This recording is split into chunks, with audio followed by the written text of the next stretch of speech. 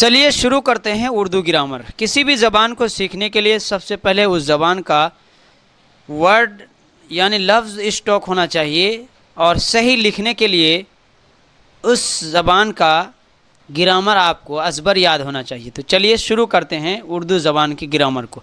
सबसे पहले इसमें से हम शुरू करते हैं। देखिए यहाँ सवाल भी लिखा हुआ है, क्वेश्चन नंबर 1।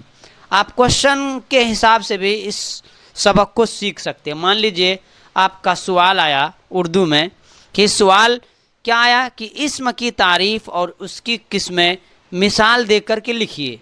आप क्या करेंगे, इस्म की तारीफ़ पूछ रहा है, इस्म की तारीफ़ और उसकी मिसाल। देखिए इस्म की तारीफ़ एक क्वेश्चन हो गया और इसकी मिसाल दूसरा हो गया, दे करके क्या है लिखने के लिए कह रहा है। तो सबसे पहले हम इस्म की तारीफ़ जानेंगे।